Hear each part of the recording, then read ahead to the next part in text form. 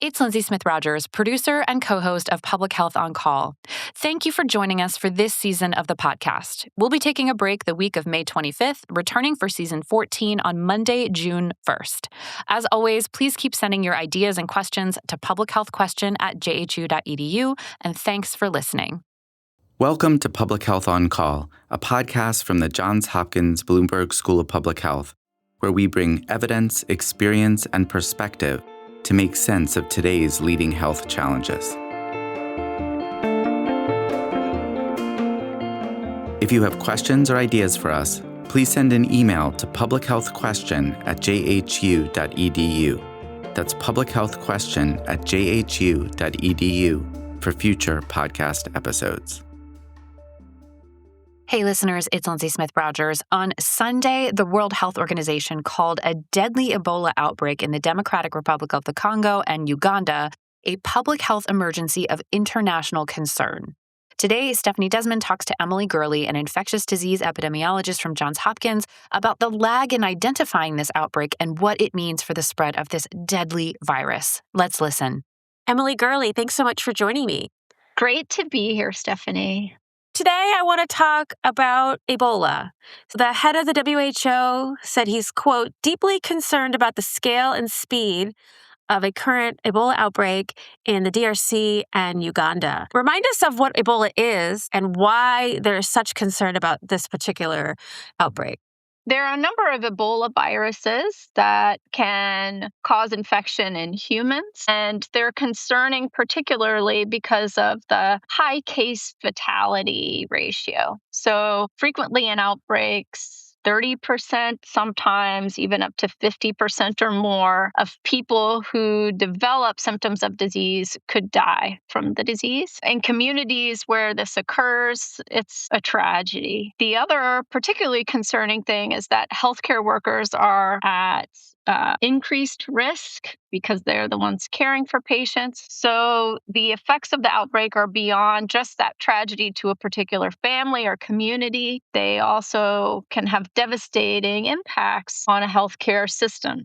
Humans can be infected through some kind of zoonotic exposure, or their understanding of how Ebola viruses spill over into humans isn't great, but it can also be transmitted between people. And again, that's where you see larger outbreaks, when it's being transmitted person to person. So why is there such concern about this particular outbreak?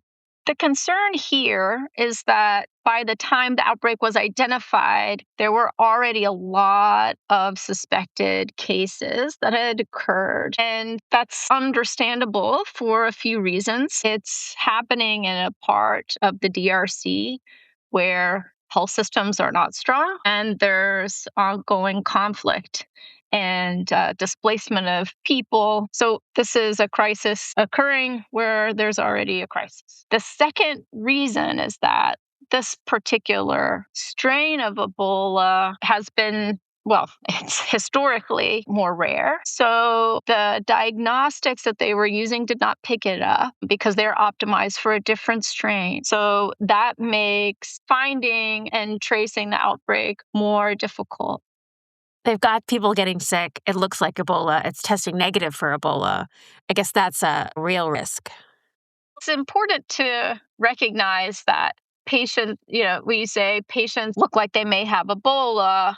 There are some specific signs of Ebola disease, like hemorrhage, which, certainly do suggest Ebola disease, but early in disease, it can look like many other infections. So it's really hard to distinguish, particularly early in infection and among patients who don't become very severely ill. It's hard to distinguish it from other diseases. So the diagnostics really are crucial. We've learned a lot about contact tracing in the last several years with the COVID pandemic. I know that is key to tracing Ebola cases. Is that more difficult because of the conditions where this is spreading? Of course. There are security concerns for teams that might be trying to do that. The public health responders here really are heroes. I think we have to recognize what they're up against.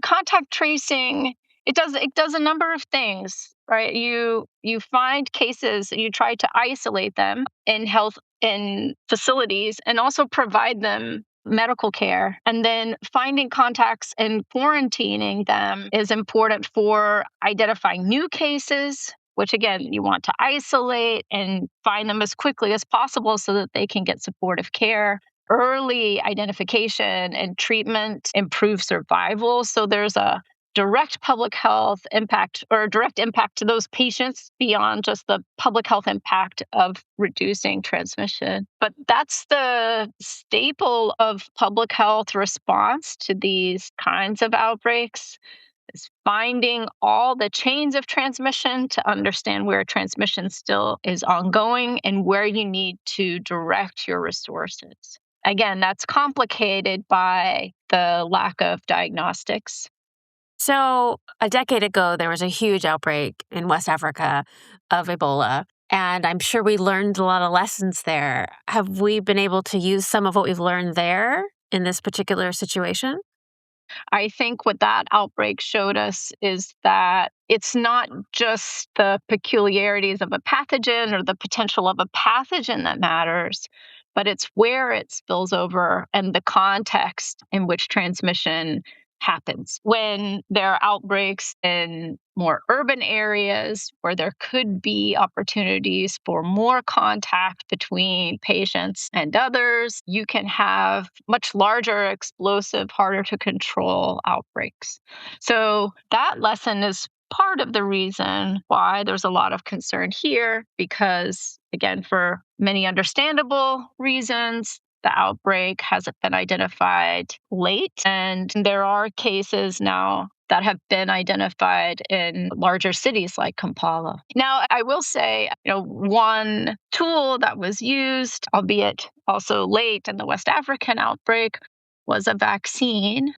So there is an Ebola virus vaccine, but it is optimized for a different strain. It's unclear how much protection could be provided against this particular strain of Ebola. And that's something people are actively thinking about and working on to see if that could be a tool, even if it may not be as good against the strain as it was against others.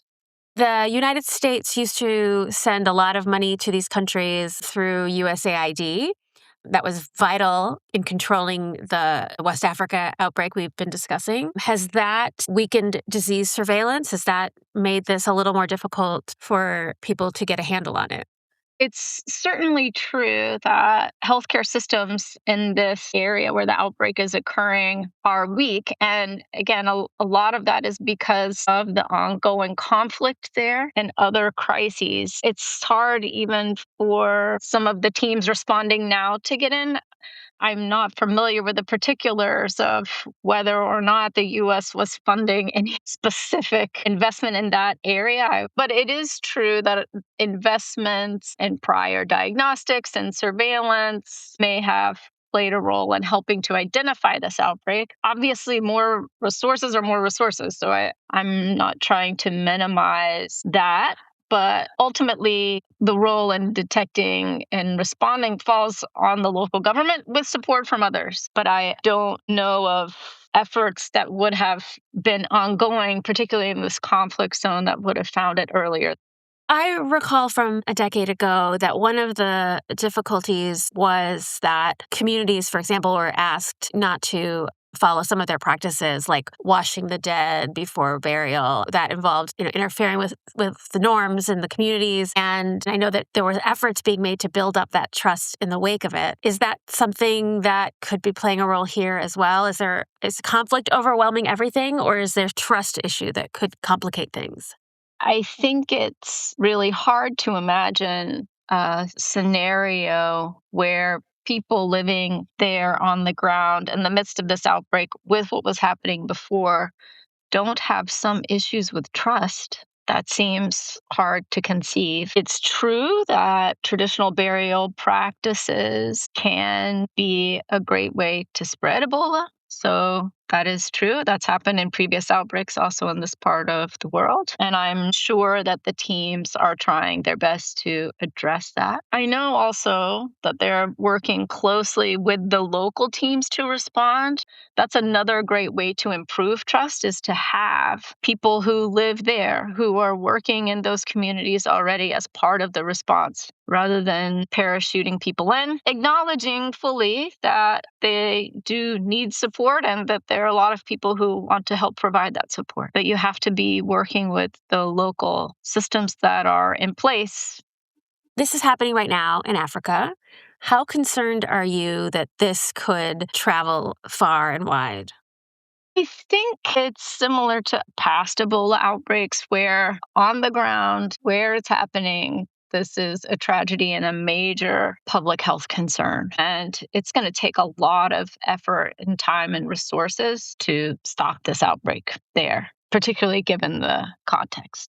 Could there be other people who are exposed, become infected, end up somewhere else? It's possible. And I think that's why the affected countries have started screening all passengers leaving the country. That's the best practice for trying to prevent spread. Of course, they say if you have been exposed, you shouldn't travel at all. So it's not just screening for symptoms. My understanding is they're also screening for possible exposure. But there are limitations there. I would never say there's no chance that this is going to end up anywhere else. I think it's important for healthcare workers to be vigilant for people presenting with symptoms who may have a travel history. That's important to look out for. But I don't have any current concerns that this will be widespread and transmissible outside of this area, simply because the past usually predicts the future, and that's not happened before, even during the very large, protracted West African outbreak. So, what needs to be done to bring this under control?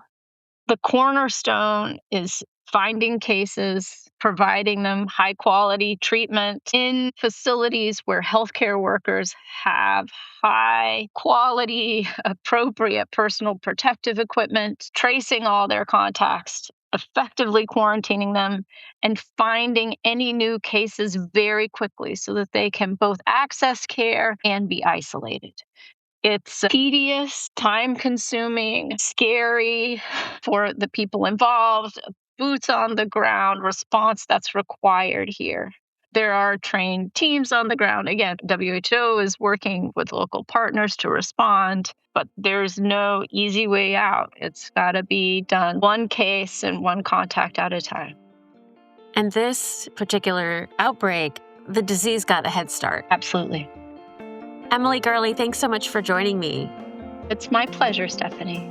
Public Health on Call is a podcast from the Johns Hopkins Bloomberg School of Public Health, produced by Joshua Sharfstein, Lindsay Smith-Rogers, Stephanie Desmond, and Rachel Walsh.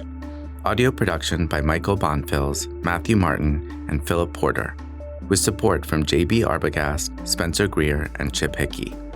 Distribution and social media by Rachel Walsh, with support from Nick Moran and Brianna Iacovelli. Follow us on Instagram and Blue Sky at Public Health Pod for more public health takes and special content. If you have questions or ideas for us, please send an email to publichealthquestion@jhu.edu. That's publichealthquestion@jhu.edu for future podcast episodes. Thank you for listening.